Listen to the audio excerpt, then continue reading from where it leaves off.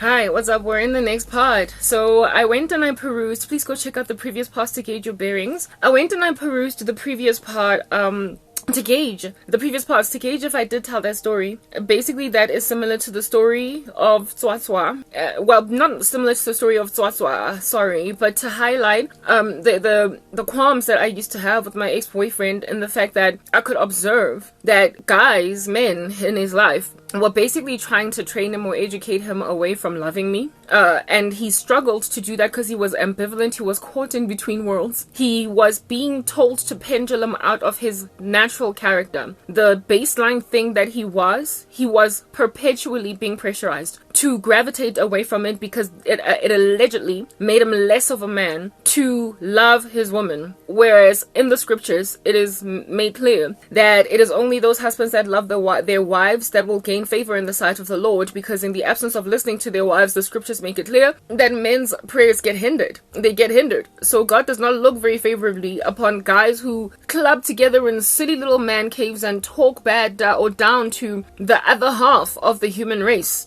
Adam's rib, God's creation, made in the image of God. He will not take it. Excessive authority, or like I guess what would be the tantamount of toxic masculinity, basically abusing the power that you have. It was not ever God's plan for man. He gave man leadership over woman, but man was supposed to be responsible with it and not abuse the power. Because when they abuse the power, they abuse women, and they make half of the earth very unhappy. Half of the earth of which belongs to God. And so the Lord does not want women just walking around as zombies that are at the beck and call of men, having disregarded and completely dumped at the doorstep everything that they've ever been. Do you understand? Just to make a man feel comfortable that he is now head. So when then they start to abuse their authority, God handles them and punishes them by ignoring their prayers. He ignores their petitions. He ignores their plight in this world and just leaves them to roll around like a tumbleweed in the desert, just basically gathering more weed around him with no real true girth. Ultimately, the end result of such men as these is they mess up with really good girls, they end up lonely older, and they try to find whatever it is that they had in their youth that they messed up constantly in very irresponsible ways. Like they date young women, they float up and down, bouncing on beach balls, trying to regain their girth in like their midlife crisis with motorcycles and just trying to reinvent themselves. It is men that have honored their wives and stayed with their wives that have much better outcomes or old ages. They make for better grandfathers, they make for better dads, they make for better husbands, latter years, they make for better bosses in the office, they make for better businessmen. They just do so much better. Like men who stay with their wives and have honored them and who actually have, a low-key, men. In other words, there is a respect there. A feasible respect, not uksaba in the sense of, ooh, my wife is gonna beat me, but just basically knowing how to tread lightly around a woman's petitions, a woman's insistences, a woman's desires, to respect umfazi. It lends these men a much better future, and history has repetitively proven that. These random single guys at the age of 55 that have a whole bunch of money that change up models, or change up young women, or continue to bounce around in these streets with women much too young for them and end up marrying them. They don't have the glory of men who have stayed with their wives all throughout, and men who have actually honored their women. So honoring women, it allegedly apparently makes you lose a street cred as a kid, but if you stick to those guns, it appears later on in life they just have such better outcomes, and the buffoons are proven such later. The ones that messed up, they are the ones that are unstable in their middle age. They are the ones that are unstable in their latter years. They are the ones that are not respectable in society. They don't have good wives to show for what under heaven it is that they are. They're just carnal, and they live in cold, empty homes where they keep on swapping women, changing it up a storm, females that they are financing the lives of, paying the university tuitions of, but there is no warmth.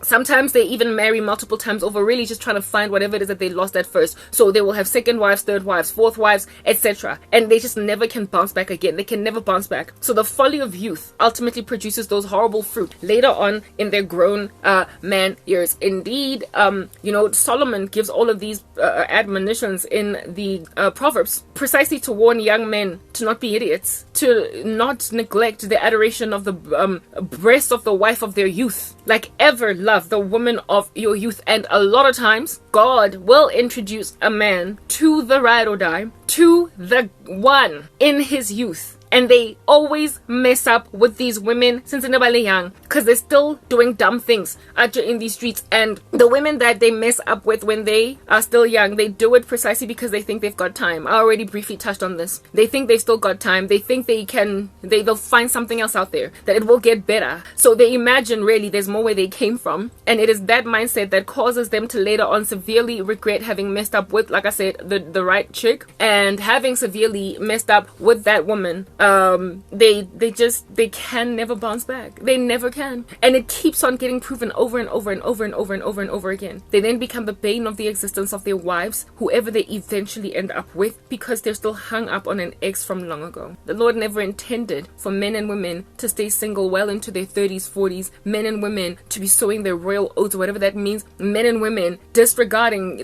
just what it is that they're supposed to get done right and ready in their youth. He knows that human beings are brittled and riddled all over the show with passions that they need to subdue, so he gives them the perfect guy or the perfect girl very young, that they might basically explode their passions in a marriage where he will make it possible for them to love each other all the way to the very end. I spoke in my previous part about how it is that rarely ever do people actually truly overcome feelings for exes, and that people should not recreationally date for those reasons. The fact that you can still be hung up over an ex that you were with 20 years ago evidences that it is possible to be happily married after 20 years and very much in love with your wife. Happily married after 40 years. God makes it possible to be in love with a person from the beginning to the end. So it is a lie from the pit of hell to imagine that it's unreasonable to expect a person to be with one person for life. God makes it possible to love them, but unfortunately the human race makes so many mistakes in that they mess up with the woman or the man that they loved when they were 18, 19, 20, 25. They mess up and then think that they can survive, they can move on. They break up, it doesn't work out, and literally nobody else compares until you go to the grave at the age of 84. Until you pass away, it's literally that girl that you met when you were 21. It's nothing like her has ever come since. The one that you imagine there's more where they came from, that you have been hung up on ever since. You have never recovered, evidencing that if you had been a better man, done a better thing at that 21 years of age, you would have married your lifelong love, that they only find out once they've messed up and they miss her now that they're 43 and they're married to a woman that frankly, you're not Karabo. It's a basic. You're not her. You're not her. And this is what then causes them to basically adore fellowship with sorcery, darkness, to handle exes, to make sure they don't ever meet anybody else, make sure that's why I get a good job. So my ex, what he did to me, his just the ambivalence in him due to the fact that he had these random stupid boys telling him, "Hey man, you need to man up." Whoa, he was already a man among them, the best one, for crying out loud. But you see, this world is upside down. It's upside down. According to them, manhood is ignoring women, slapping them with gaslighting, reverse psychology, narcissistic personality disorder on fire, pretending you don't love a woman when you do, refusing to completely show your affections for her, all that. Goodness gracious. Who's this? Mooney Long has the song called That's That Pain. It's just been the plight of Mooney Long is a young woman in her 20s now, right? I'm 38. It's like they be singing these songs still. This is gonna happen to Generation Alpha. You must understand. Gen Z is currently making these mistakes now. My little sister. My little sister's next generation after her. Alpha. Same mistakes. Mooney Long is a generation after me. She is probably a millennial, or maybe just at the very beginning of Gen Z. Mooney Long. And she is singing the same song that women across the world are saying. Why will you not tell me how you feel? Why will you not just keep it real? Oh, I wanna love a homie friend, someone who's genuine. Na na na na na na na na na na na na. You women, na na. No, yeah, whatever. That's that pain. That's that pain. Do you feel that pain? That pain. That's that pain. Do you feel that pain? I want you proud. Hope you cross cross your mind at least once a day. That's that pain. I hope you feel it. Da, da, da. Hope it knocks you off your feet. I hope it puts you in the dirt. Scared.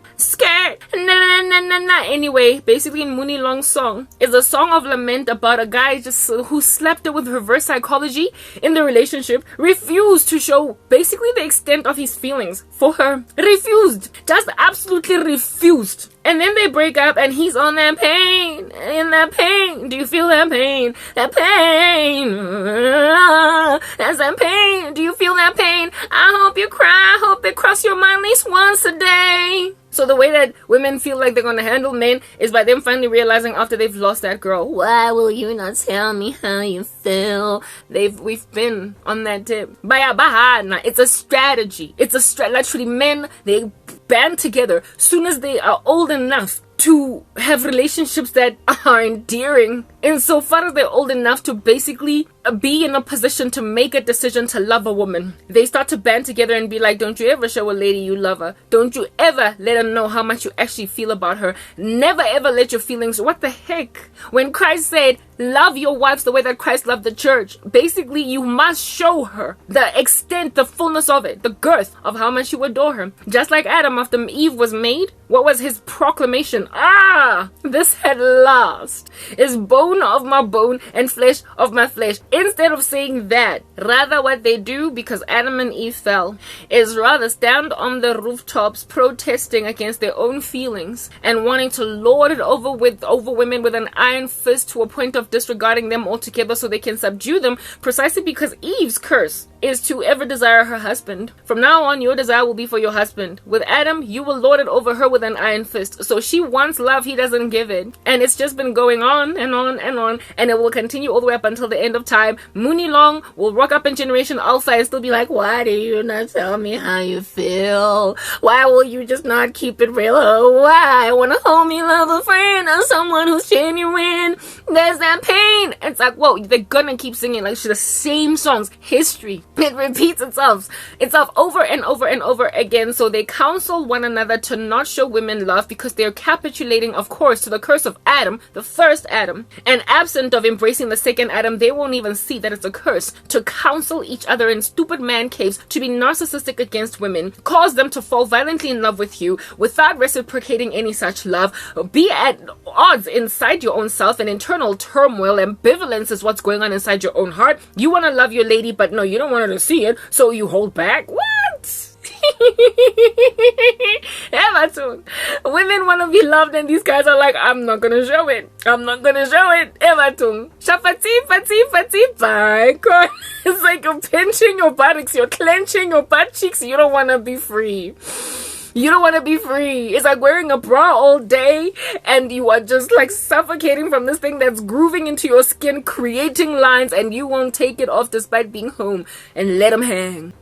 They refuse to let it go because according to them, that's what makes for a man to completely unlove a woman. And I mean, according to the scriptures, that's the very opposite of what makes for a man. Only he who loves his wife the way that Christ loves the church is actually worthy of being called a real man, for he has listened to the real man. He has listened to the man Christ Jesus. He has embraced the second Adam. And so the curse of the first Adam, he subdues. He beats his flesh into submission. He exercises self-control over it, that he might not be the bane of his wife's existence. And similarly to women, in being godly, you win them over for Christ through your peaceable and tranquil adoration of the King, because that is what makes them sober. Godliness and not savagery wins men over. I cannot say that enough. But your desire to be loved, indeed it is your curse. You will do anything for it, to a point of fighting other women in a cockpit like you're in the Hunger Games arena, and literally may the best women win, fighting unto death other women just to get a drop, a pin drop, an iota of affection from your boyfriends or your husbands. You will go on right ahead and treat all other women out here in these streets like they ain't jack, just so you can be the only one to get the pipette sized drop of adoration, on your scorched tongue, like you're the rich man in the flames of hell, asking Lazarus to put a drop of water on his tongue to relieve him from the fire that they're in. It's a satanic strategy that men can't even wake up and realize, frankly, is rooted in the fall of Adam. He was told, you are going to want to rule her, and you are going to refuse to basically let her be a helper suitable, while women will do anything to get his affection, including disregarding other women. Anything. So we are having this epidemic of these cold marriages of unloving men with disrespectful women that are cantankerous, dripping taps that won't stop screaming, yelling, complaining, running their mouths, gossiping their husbands in their turn all over the community, finding comfort in decimating other females, and in and of themselves having no real virtue, moral character. However, they keep on going to church, and so they think they're saved in Christ. However, they are abominable in the sight of the Lord, men of which also are hindered in their prayers. So when they pray, they don't get any answered prayer, and when they don't get answered prayer, everything falls apart for them until they end up these middle-aged no-brainers that are unrespectable in society, precisely because of the fact that they don't have honoring and honorable children, as well as honoring and honorable wives. And then it just keeps on happening over and over again. Generation X, Y, Z, and now Alpha. And I mean, I could go back, baby boomers. It just keeps happening. Same thing. And it will culminate with the end of the world. And here it is that my ex-boyfriend had this baseline beautiful personality that he was given from birth, a baseline way that he was. And when we started dating, he was rolling around in it, started wreaking havoc in my life just 6 months after us being together, because he kept on listening to guys saying, man up. And I mean, really, what my ex was supposed to say was, I am actually really the manliest man out of all of y'all, because what makes me a man is not so much my material wealth and possessions, the way that you guys are already materially kind of strong. I love my girlfriend in a way that she can feel, that she can tell, that she can perceive, that she can smell, that she can touch. She actually knows I love her. And they made him slow the heck down. And now he's lost his girl because she got saved and he didn't, while they went on right ahead to marry the women that they messed up. They went on right ahead to marry the women that they hurt, but that did not get rescued by Jesus. So they settled, and he's the only one, he's the only one that did not get to marry. It's so freaking sad. Like, they badly counseled him and went on right ahead to marry the lady that they hurt, and he's the only one that walked down the aisle too, by basically second or third best, the woman that he did not want but that he had to settle for because the one he wanted didn't want him back. I conquered the darkness because I came to Christ, and today he is sad and broken and devastated, while all of them are literally roaming these streets into the sunset, into the future, with the women that they would have lost if they had given their lives to Christ. But those women are miserable because these men are still employing strategies on them. I feel sorry for him. I really do. He had it right. He got it right. But he dropped the ball because he listened to a bunch of little children go crèche who were telling him that he's a child in crèche when he was rather the bigger boy among them. But he allowed himself to be shrunk. He was given a bad case of dwarfism, and then he ended up a small little child, but the one that lost a girl, while everyone else of them literally got walked down the aisle to by naive girlfriends that thought they would change because they got married. Yeah, so among the things that happened to my ex, I feel sorry for him, but I'll be okay in like 2 days because frankly he had it coming. Whenever I tell these stories, I just get so nostalgic that, like, I get regressed, but I guess it's important to tell. One of the things that, the ambivalence that was dwelling inside my ex-boyfriend was evidenced in one event that caused my car, and the event that also caused me to stop drinking. The event that caused my car to get a dent on the side of it, and to this day still, that dent is still there, right? We went partying, right, at this one restaurant / club of a friend of his, and we were always there. We went there like almost every weekend. We had fun there and went home, etc. When at that stage I had my own apartment, and he would visit me every single weekend, and we went to this like joint. It was a little bit of a rainy day, and I was happy. I was still drinking alcohol. I told you my ex stopped drinking for the sake of our relationship because alcohol was starting to wreak havoc in his life. You're gonna have to check out the previous parts to gauge that bearings, right, to understand that particular story. Yeah, so I was drinking drinking, he was a designated driver. At this stage, he'd already gotten his driver's license. And so I could like drink it up a storm and enjoy myself while he stayed still sober. We went there, Rajaiva, blah blah, etc. It was nice, right? Oof, oof, oof. That's the music. Then a friend of his, my ex was very popular. He knew like pretty much all of Johannesburg.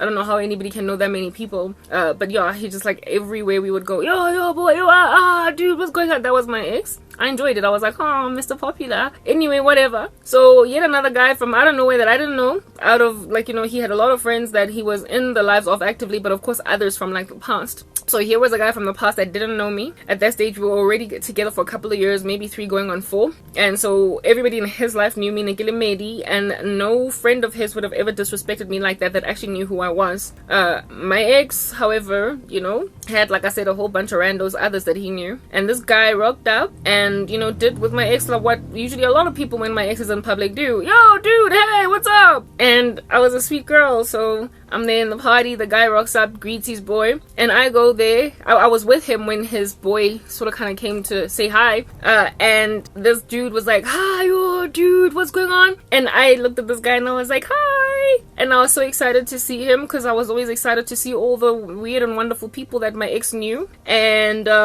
as French and as kind as I was, this guy looked at me once as I was greeting him with all my excitement, and he was like, he then looked away, like he looked at me, looked at my boy on some, yo, hi, Dagi, with you're gonna get to hit that. I don't know if I already told that story, but I'm telling it again because I lost footage. I want you to understand the things that, you know, like the ambivalence that my ex was in when it came to horrible men, and them basically like causing him to glitch and twitch and morph out of his own character. And this dude looked at me, looked at my ex, and he was like, yo, hi, Dagi, you're gonna get to hit that. Yo, guys, okay, let me translate that into English. He said to my ex, yo, she's drunk, like, so you definitely gonna get some tonight. She's gonna put out easy because she's like gone.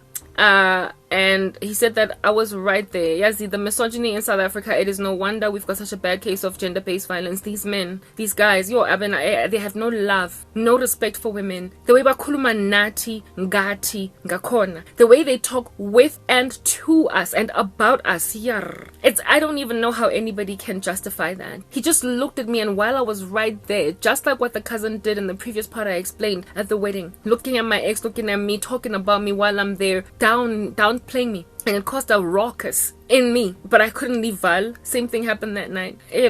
Guys, he looked at me, and then my ex told my ex that she's nice and drunk, you won't get to hit that, audibly in a way that I could hear. And I looked at my ex like, are you gonna let him? Are you gonna let him? I looked at him like basically to be like, the ball is in your court. You better tell this guy, set the record straight. You and I have been together for these many years. He does not get to talk like that about me, your girlfriend. It was similar to that scene in the movie Temptation with Judith, where Bryce does not protect Judith from some random dudes who disrespected her and called her the B word, and it ruined their night out, their anniversary, her birthday night out eating. It ruined it, and she went home upset, angry, and all she could say in the morning when they woke up, she was like, why didn't you protect me? Why didn't you say something? Why didn't you stand up for me? And it caused Judith to basically cheat on her husband with Harley, precisely because Harley protected her against some other guy that came up against Judith and made her uncomfortable. You know, she was jogging in the park, and some dude mistakenly brushed against Judith and she fell on the floor,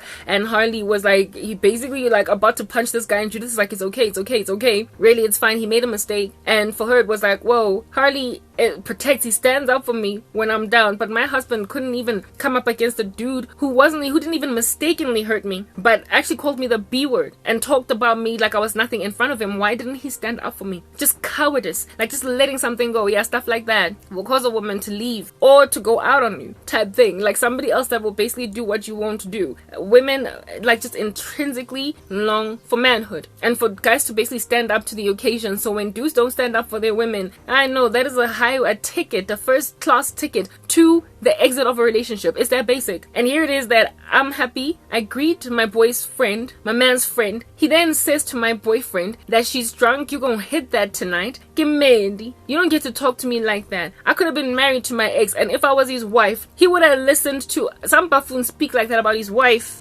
And here it is that I'm looking at my ex on some, are you gonna let him? Are you gonna let him? I gave him that look, and my ex just looked at me. He looked away from that look that I gave him, and he just continued to talk with this guy on some Hai Mansuga Wena, and had this like house on fire conversation while I retreated. And I was so sad. I retreated. I think I put my, like, was it Hunter's Dry or whatever down, and I think I went outside. I was boiling. It was night time. If at all, I might have even been sweating. And for me, guys, I got mad. I got so sad and angry. My ex followed me out, and I was like, your friend just called me a whore, and you did not even stand for me. And he was like, my baby, it was gonna cause a whole thing. Come on. I was like, no, it wasn't. He was your boy. He's your friend. All you had to say was like, no, boy, don't talk like that about my girl. He made yam. We've been together for 3 years. Karabo, this is Jabu. No, you could not even do that, dude. You just brought, like, he disrespected me in front of you. And it was not the first time that happened. Remember the occasion at the wedding Koval, where his cousin spoke about me nasty in front of him, and he did nothing. We had a raucous after getting home, and I was like, wow, like what? I was so angry. On top of that, like I said, I was intoxicated. He was sober. He wasn't drinking, and he was the designated driver that night. I was like, I'm going home. Yeah, I'm not staying. I was so upset that we had to leave. And as we were leaving, while we were still arguing, en route the vehicle in the parking lot, he was gonna drive home. I was content that he should drive home because I was drunk, but we were going home. Some dude go the bathroom, the toilets that we passed, so that club. That dude heard me talking with my ex, basically crying and complaining about the fact that he didn't protect me, didn't stand up for me. And this dude with no context, no understanding, then says to my boyfriend, "Hi, khululega boy, I'm sorry, uzophola." Yazi, this interjecting menace. My ex then looked at him and was like, sure, yo, guys. Yes, first of all, like it was like I was being attacked by a whole bunch of misogynistic miscreants. And this guy, having no context as to why we're even fighting ex yamnam, he then goes on and comforts my ex and say, but he basically said to my ex something along the lines of, these women, she's busy throwing her toys out the cot because udagiwe, kulega, I'm sorry, you'll be good tomorrow morning, don't worry. They all hate women so much that without even knowing what's going on, the moment when a woman is crying, complaining, talking, they automatically literally feel like they have to come and protect their boy from this ranting female. This is a man about to lose the love of his life, and these fools are like, just ignore her.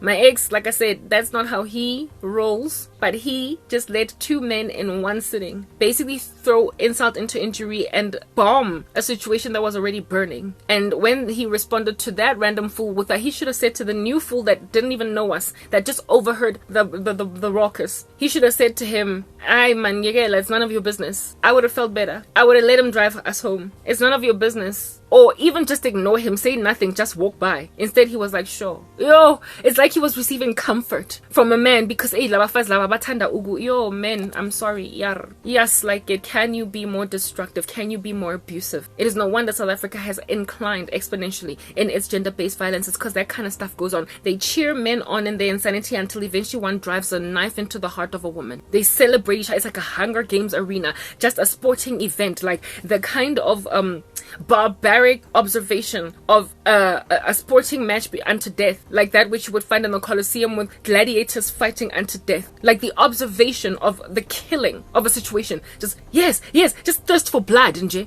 umuntu ugcina abulala imedi, just to please some guys, until a guy feels so entitled to respect that he has not earned, that uzobulala imedi just because she's complaining about something, or leaving because she's fed up of being harassed by a man cave that doesn't even have context, a man that will stand for his girl. And when then she decides to leave because, dude, I'm done here, then these chanting, grunting, brunting boys that don't know anything, that have no context, then cheer him on. And when then she finally gets out He then is like, guys, look what I'm gonna do. Thanks for supporting me. I'm gonna put a bullet in her head. And that's the final thing that's going to be like, that's how you handle a woman. That is the epidemic of violence in South Africa against women. That's where we find ourselves today. Ngamhlanje ngiyabulalwa ke the same guy. Ngamhlanje ngiyabulalwa ke the same people. Because they keep getting cheered on in their insanity. They're part of the problem, and then they have the brazen audacity to go on Twitter and hashtag am I next. And not am I next, but all men are trash, or hashtag GBV. Basically men standing for women who keep on getting massacred. Mara, they are part of the problem. They, like, without context or understanding issues between two people who are in love, you whack and fella because you automatically assume that a woman who has hlangisa when she's complaining. You automatically assume that a woman is going crazy and is afflicting a man with her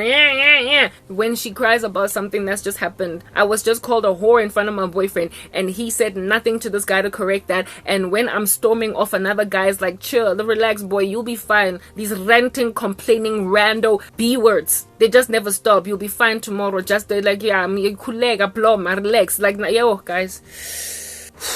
Yeah, you can see how it is that this relationship ended up ending. It just couldn't last. There was no way it was gonna last. So because of that event, because of what happened, I would have allowed my ex to drive us home. Instead, I was so angry that I was like, futhi letter ikyazam, bring my car keys. I'm driving. It's my car.